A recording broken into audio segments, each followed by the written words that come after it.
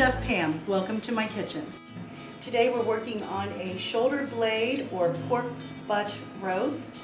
It's called those two different things even though it does come from the shoulder of the pork. This is from Jeremy Boswell's farm. You can always identify his meat because of the beautiful red coloring that you see here and the perfectly marbled flesh. This has a little bit of fat on it that I normally would trim away. You can leave that fat on and render it in the roasting pan. We start off on the stove and then we go to the oven with this cut of meat. So what I'm going to do is take my roasting pan. Most people use a roasting pan that looks like this. That's perfectly fine. I'm just using what's called a hotel pan. I'm going to put that on my stove and turn it on. I'm going to put a little bit of oil in the bottom, a little bit of olive oil, and heat that up, about a tablespoon. While that's heating up, I'm going to go ahead and put a little bit of salt and pepper and some herbs on this for flavor. Put a little bit of salt, a little bit of pepper on both sides. Make sure you're seasoning both sides of the meat. And then I have a little bit of rosemary and thyme and red pepper flakes that I like to put on here too. And I just sort of rub it into the flesh. Again, both sides and on the top.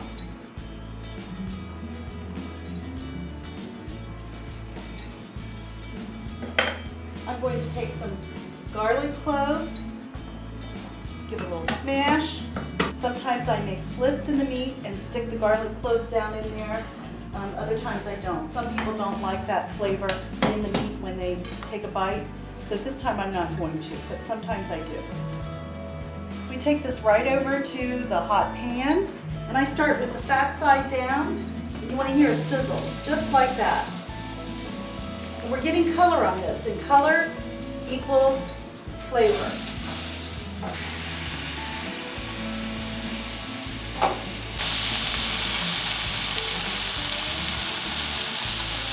I've cut up an onion here. I'm going to just put a little dice on the garlic.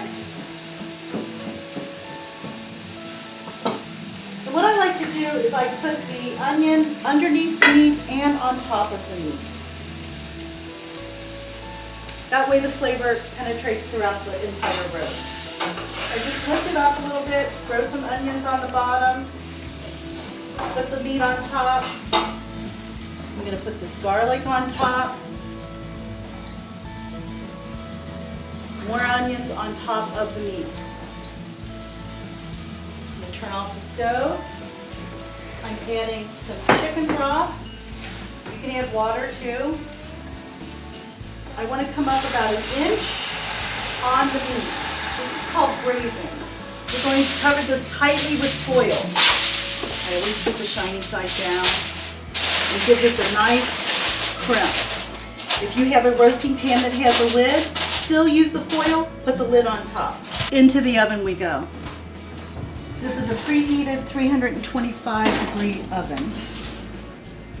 It's been about 3 hours. It's time to pull it out of the oven.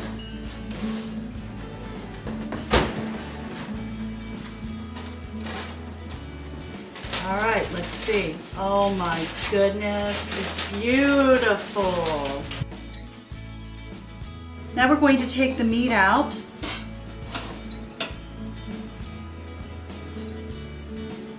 And these juices are what's going to make our sauce. You can actually just use the juices just like this. I'm going to thicken it up a little bit. Okay, so I have my pan on the stove over about medium heat. And now I'm going to make what's called a slurry. I have a tablespoon of flour and a tablespoon of cornstarch in here. I'm going to add a cold liquid to this. I'm adding chicken broth and probably a little more water to this. You want to stir all of the lumps out before you place it into the cooking liquid. So now I'm pouring it in and whisking at the same time. We're going to bring this up to a boil and let it simmer for about 2 to 3 minutes. Go ahead and season that with a little bit of salt and pepper. and you want to taste it. So now we just want to bring this up to a boil, stirring the entire time. If you don't stir, you'll end up with lumps. You don't want lumps.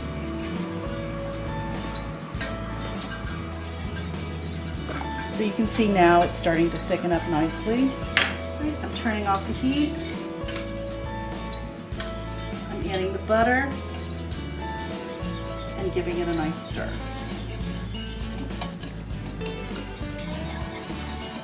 And we're done.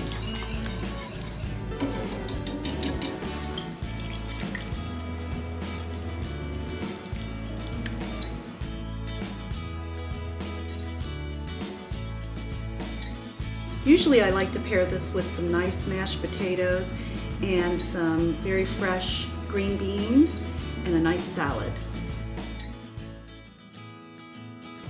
Thanks for watching.